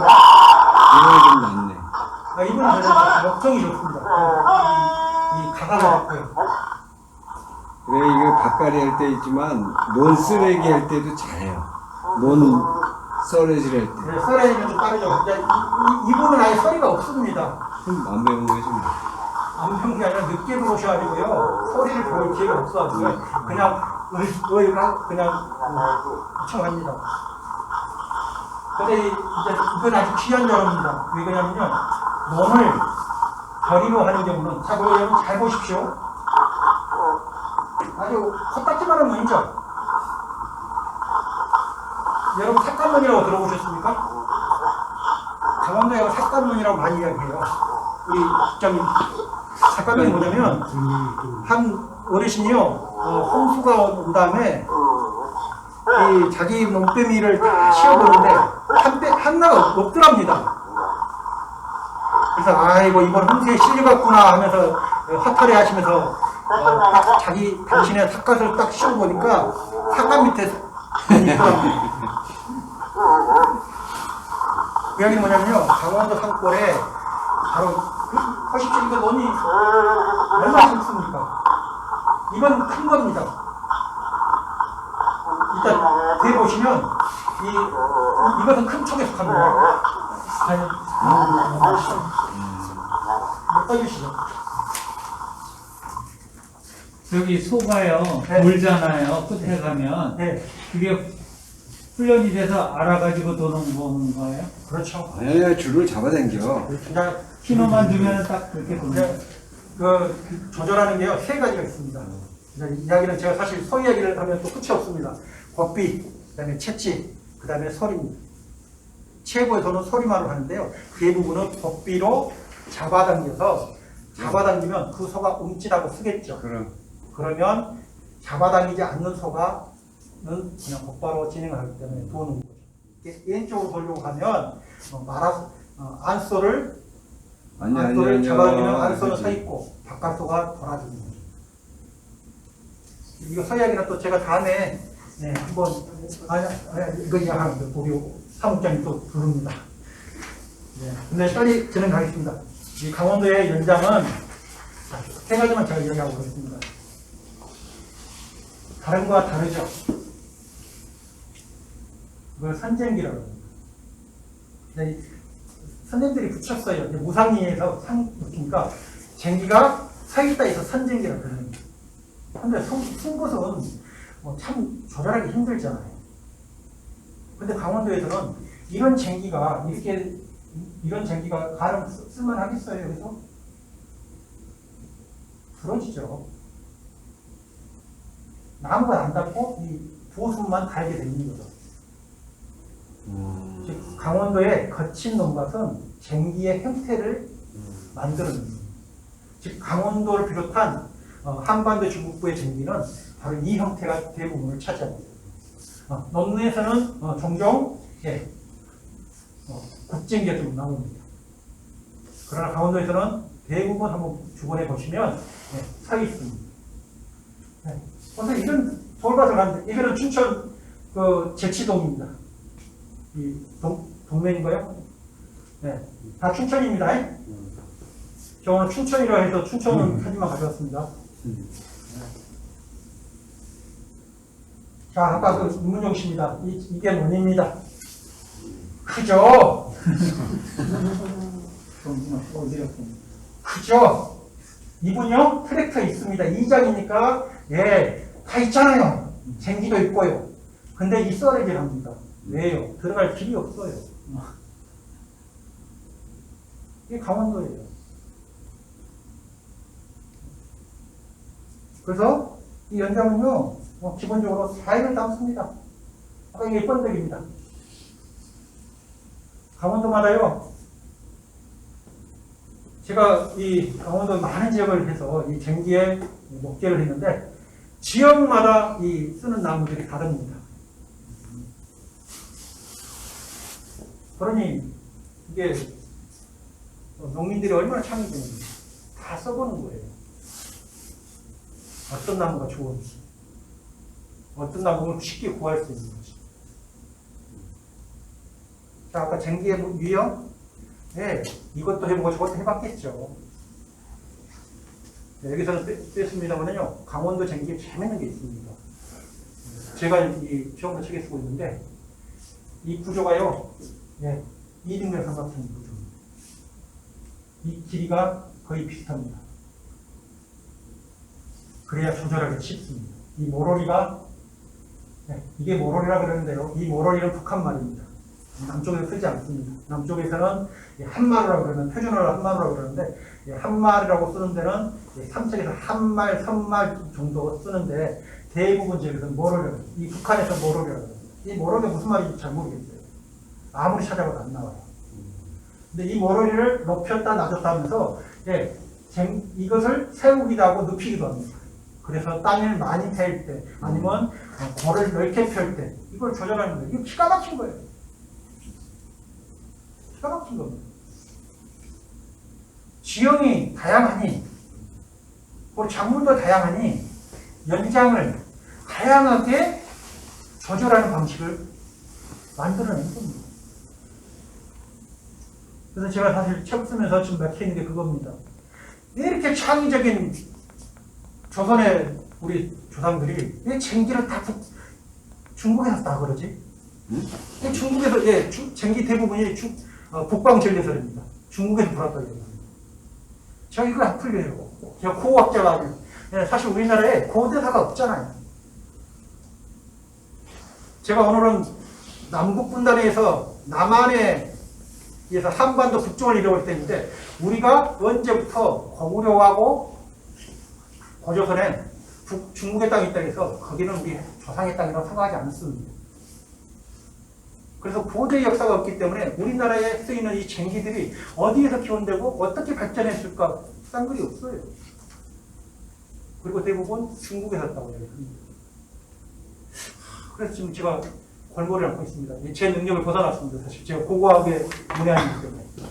근데 언젠가는 한번 풀어보고 싶어요. 그래서 제가 요즘 고고학의 도록들을 한 번씩 모으고 있습니다. 제 능력을 벗어났지만 이렇게 창의적입니다. 옛날 조상들은 그냥 수동적이었을까? 선생님 언돌에 만드는 거 보면 아닌 것 같아요. 언돌 세계적인 작품이죠. 생각해보세요. 나무집에다 불을 뗄 생각이 있어요. 연자방아 같은.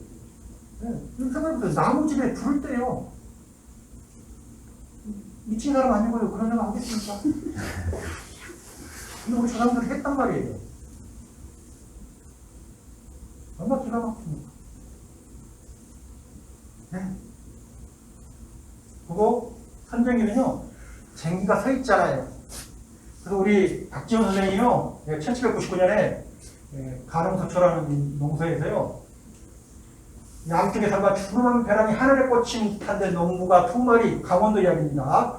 두 마리 소를 나란히 메워서 아직도 흰 구름을 두른 높은 곳에서 쟁기질을 하고 있었다. 민망하니 아득하게 나도 몰래 몸이 떨리고 마음이 서늘해지는 이태로운 곳이었다. 하전에서 두 마리 서로 한 게 오늘 아침, 어제 오늘 이야기가 아니라는 얘기죠. 일제시 강경기예요. 예. 제가 일본을 모르니까 그냥 한문을 읽겠습니다. 소리망차랑이라고 하는 사람이 예, 이 토지 농산 조사 보고요. 이게 아주 기가 막힌 책입니다. 예, 식민지를 만들기 위해서 일제가 벌써부터 1904년 5년에 한반도에 다 조사를 했던 겁니다. 식민지를 만들기 위해서. 거기에 쟁기 이야기가 있습니다. 한인들의 쟁기 부리는 제가 참으로 놀랍다. 예, 일본 사람들은 쟁기 배우는 게 별로. 그 노동사이기 때문에 아까 말한 것처럼 바닥이 있어요. 바닥이 있으면 쟁기가 잘 가지 않아요. 근데 오늘 서 있어요. 선쟁기는 소가 끓면 푹 들어가고, 끓면은 쟁기 부러지겠죠. 그러면 닭가래비는 그 쟁기를 소의 끓임에 맞춰서 들었다 놨다, 네. 들었다 놨다 해서 땅이 되겠죠. 그걸 마음대로, 예, 누른 듯 잡아당긴다. 그 피가 가니까, 표현 아닙니까? 여러분 할 수 있어요? 누른 듯 잡아당긴다? 어려서부터 쟁기를 다룬다는 것은 몸에 치야 됩니다. 바로 닭가래비와 일치되지 않는 쟁기질은 강원도에서는 절대 할 수가 없는 겁니다.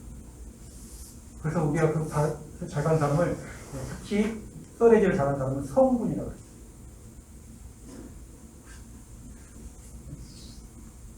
원래 성군요, 성군 같아요. 앞선 농사군. 근데 그래서 성군이에요. 임금성자였어요. 그리고 강원도에처럼 아까 얘기했잖아요. 가구장부터 맞습니다. 그리고 이건 보십시오. 아까 주택이었죠. 함경남도형 마곡간과 마곡간과 부엌이 같이 있습니다. 서하고 같이 살아요. 왜? 겨울이 길기 때문에. 그리고 너무나 소중하기 때문에. 그래서 소가 태어나면 누구나 설사가 되는 거 아닙니다. 선택해서 기르고 뭐하고 자 송아지 이 송아지라고 해서 다 일소가 되는 거 아니죠. 일소를 가르칩니다. 예, 나무를 끌고 다니죠. 끌고 다니죠. 예, 끌고 다니고 이게 우리나라 현대식입니다. 이게 아마 정선일 겁니다. 근데 이 결의 현장에서는요, 예, 사람보다 더 중요한 스승이 있습니다. 누굽니까? 예, 안소입니다. 멍이를 같이 매놓으면 안소가 차고 나가면 말아서 꼼짝 못하는 거죠. 바로 소의 가장 큰 스승은 송곳. 저는 누가 이렇게 예, 맞습니다. 특히 여성들이 잡으면 뒤돌아보고 웃는데요, 비웃는데요. 그거 안 간대요. 실제로 그래.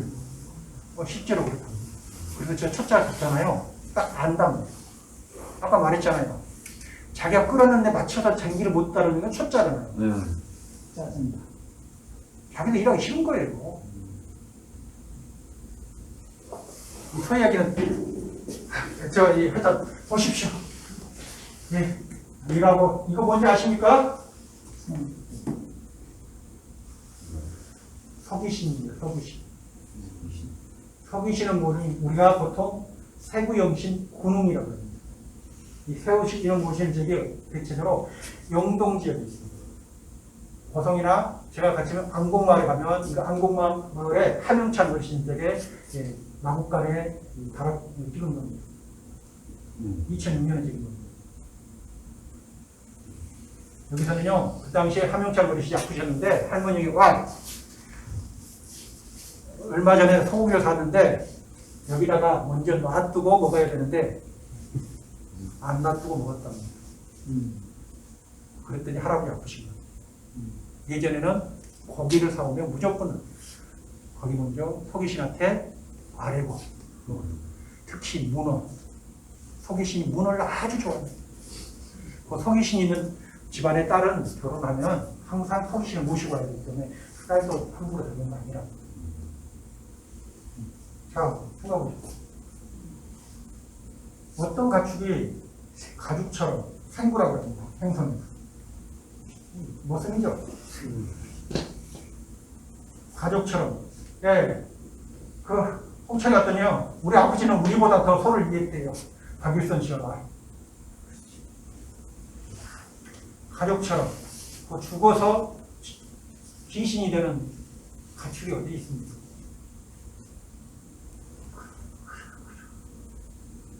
강원도에 농경은요, 소가 없으면 안 돼요.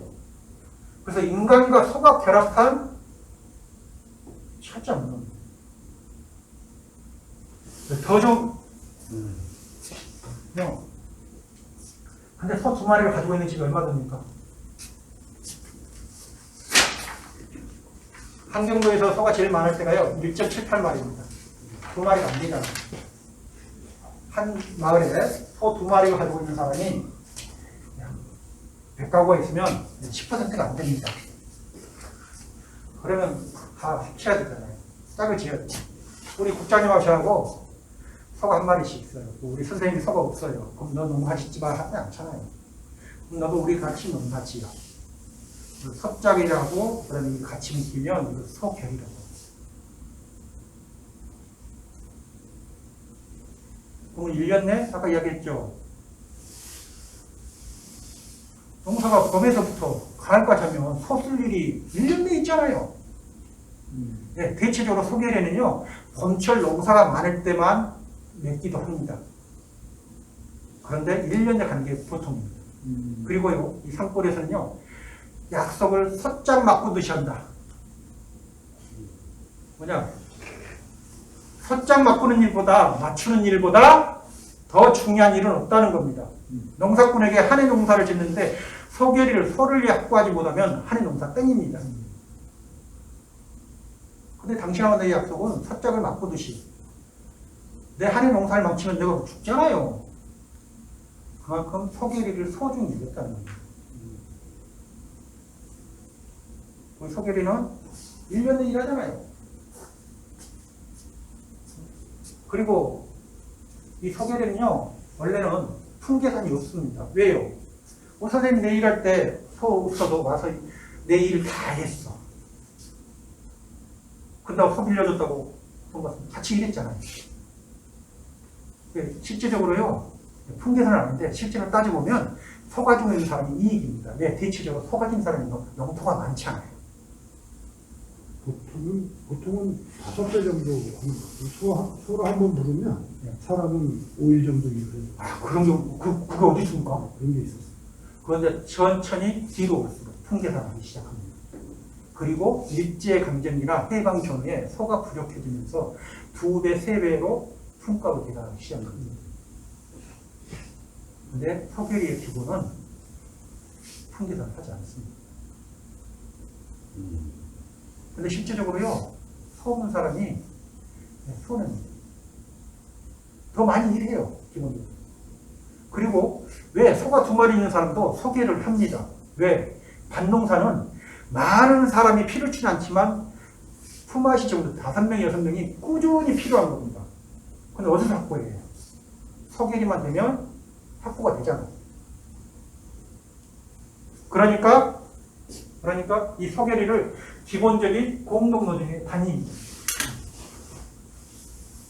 근데 이 규모가 우리가 농촌의 공동노동 조직하면 뭐죠? 우리나라의 공동노동 조직하면 뭐죠? 두레입니다. 강원도에 두레 있나요, 없나요? 지금은 없겠죠. 있습니다. 강원도 두레 많습니다. 원주, 강릉 등등의, 강릉에서는 질이라고 그러죠. 그리고 원주는 두레라고 하고 드레라고 하는데, 네, 그런데 규모가 그렇게 크지는 않습니다만 반별, 동별까지 담고 있습니다. 두레가 많은 경우는, 자, 이제 이거 와정입니다. 우리나라의 가장 대표적인 노동 조직입니다. 예, 아까 말했잖아요. 논농사 지대에 아까 정식 선생님 책에 보면 이 논농사의 두레가요 한경도 안변에서부터 항해도까지 선에 이 두레선이 있습니다. 이제 두레가 올랐다는 거예요. 두레 농업은 더 빨리 많이 올라가. 그런데 이 두레는 기본적으로 모래기와 긴매기에 단기적으로 전체가 참여를 하고 하는 겁니다. 그래서 훨씬 더 규율적이고 강제적입니다. 그래서 우리가 두레 공동체 하면 오히려 자신의 자유의지가 별로 없습니다. 그러나 대규모죠. 그리고 대규모이기 때문에 규율이 강하기 때문에 그것을 푸는 놀이가 허미시시와 허미 모독을 해서 시작하고 허미를 시승으로서 끝내는 이런 의뢰들이 정확합니다. 그래서 농학이 발달해서 이 공동 식명이랄지 음식이 함께 먹고 하는 연희들이 발달했어요. 근데 강원도는 그게 별로 없어요. 그래서 강원도는 생산문화가 없다고 얘기합니다. 근데 그게 아니에요. 강원도는요,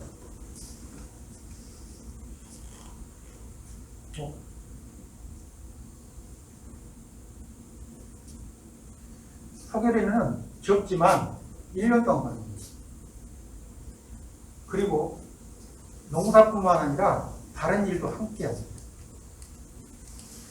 아까 통계단이 점점 커지지만 제가 강원도의 상간의 음식들이 다양하니까 저는 근거는 없지만 추정을 하건데 근거도 없는 건 아닙니다. 가장 내일을 나서 해주면 우리 국장님 집에 갔다 일했잖아요. 그러면 가장 좋은 대우가 좋은 음식을 주는 겁니다. 내가 어제 메밀국수를 했어. 오늘 또 국장님 집에서 메밀국수 먹겠습니까? 아니죠. 내가 메밀국수 했으니까 여기는 감자 옹심을 한다지. 다양한 작물이 있잖아요. 그러니까 왜 사실 프로도 얘기하잖아요. 식욕 제일 중요한 겁니다. 성욕 가장 스킨십이 강한 겁니다. 가장 인간이 가까워지는 관계입니다. 음식 공동 식사가. 그래서 두레에서도 공동 식사, 공동 연희가 아주 중요한 겁니다. 강원도에서는 그게 매일매일 1년간 됐다고 생각해 보세요. 그러면 철작물에 얼마나 음식이 발달해요? 바로 이게 강원도의 생산문화입니다. 강원도의 생산문화는 대규모 사람들이 모여서 하는 게 아니라 소규모이지만 가깝게 어떻게 보면 개별적이고 자유롭게 하는 게 강원도의 밭농사의 생산문화입니다. 이런 근거 없이 강원도에는 두레가 없어서 생산문화가 없다? 아니죠. 밭농사에는 밭농사 나름의 문화가 있는 겁니다. 바로 그게 강원도만의 생산문화, 농촌을 집행시키는 바로 가장 중요한 핵심이거든요. 마무리하렵니다. 네, 강원도 농경문화 하면 떠오르는 제가 2011년에 결의 자연 동식물 인간이 결합된 하나의 문화라고 결론을 내렸더라고요. 네. 강원도 한반도 농경문화의 보고입니다. 강원도를 보면 지금 잃어버린 한반도 농경문화가 보이고 남쪽의 시선으로 북쪽을 보는 게 아니라 북쪽을 북쪽답게 볼 수 있는 기회가 있습니다. 그럴 때 우리가 잃어버린 역사도 되찾을 수 있습니다. 그리고 강원도만의 이 산과 더불어서 살아왔던 사람들, 저는 하늘이 다르면 땅이 다르고 땅이 다르면 인간이 다르다고 보면서 천지인이죠. 그 문화가 자기 목소리를 낼 때, 연장이라고 말할 때,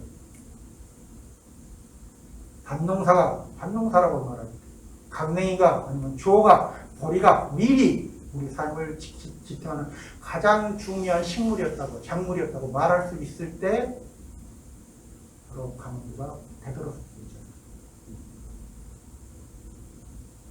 네, 이상으로 제가 감사합니다.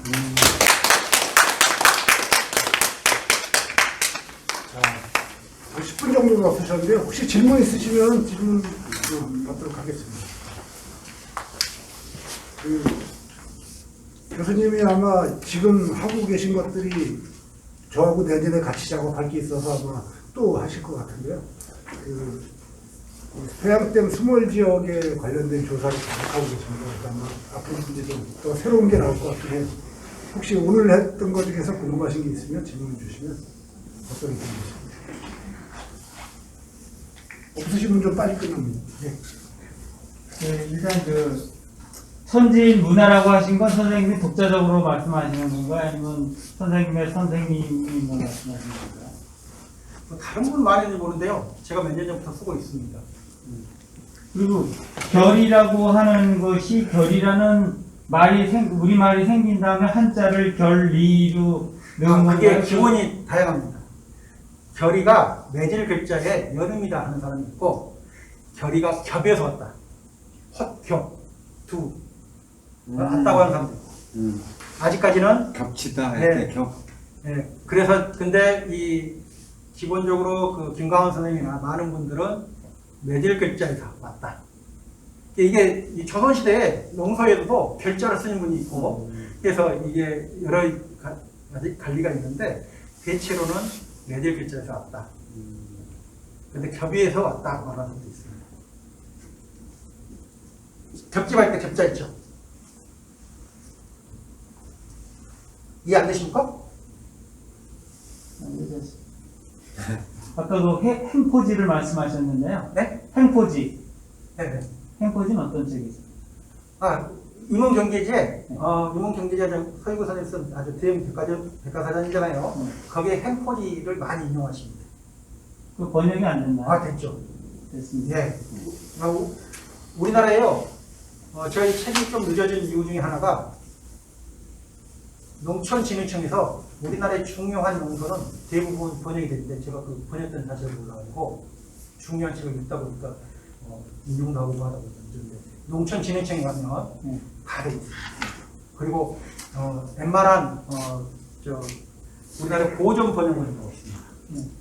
거기에 가면 웬만한 문집 같은 거 다 돼 있습니다. 조선왕조실도 거기서 쉽게 찾아볼 수 있습니다. 여기 좋은 게요. 번역하시는 분이라서. 네, 거기 가시면, 네. 소 두 마리에 쟁기가 하나잖아요. 네. 지금 오늘 본 거는 쟁기가 두 개 있는 건 없나요? 그게 이 쌍쟁기라 해서요, 김홍도 선생님 그림에 나오고요, 그 다음에 김중훈 선생님 그림에 나오는데, 저는 그 일반적으로 우리나라에서는 불가능하다고 봐요. 중국에서는 이 세발쟁기가 있습니다.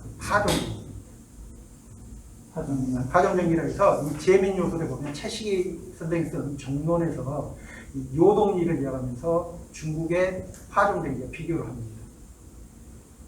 그는 씨알을 뿌리고 다니는 거예요.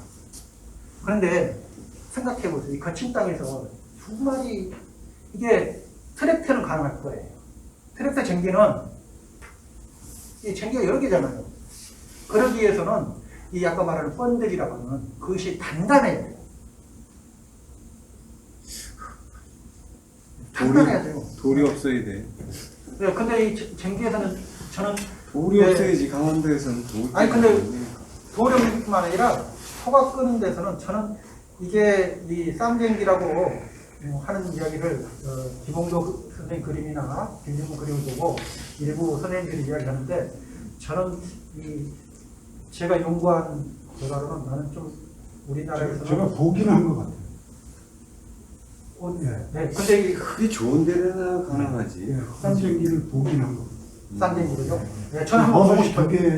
보석이 두 개로 되는 걸 보기는 거. 보습이 두 개요. 네, 그런데 저는 하여튼 그 김홍도 선생님 그림이나 김중훈 선생님 그림은 이 보습이 두 개라고 보기보다는 하나는 저는 표시라고 봅니다.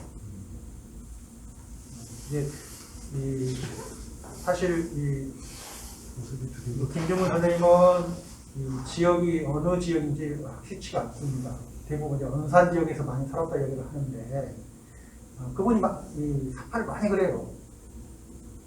경기 근기 지역, 경기도 화성 이쪽이겠죠. 뭐 이쪽 강원도에서 중간.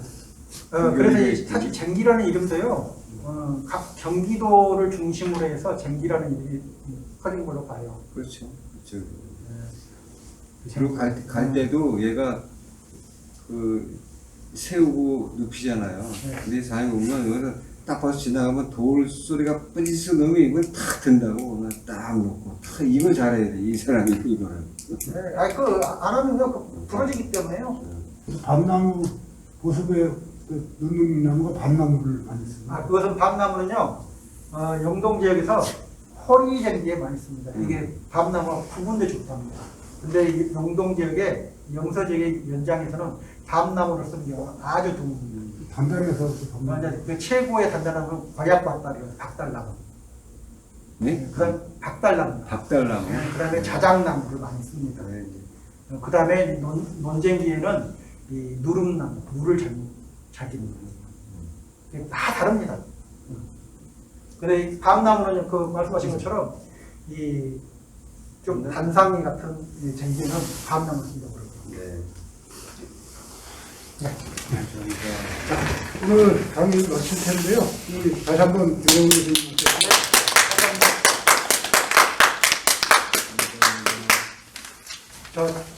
요즘 춘천 지역에 코로나가 지금 아주 심상치 않습니다. 저희가 2년 동안 그곳에 했는데 요즘 가장 많이 나오는 것 같습니다. 그래서 저희가 이 강좌를 확대하지도 못하고 계속 이제 이런 상황인데요.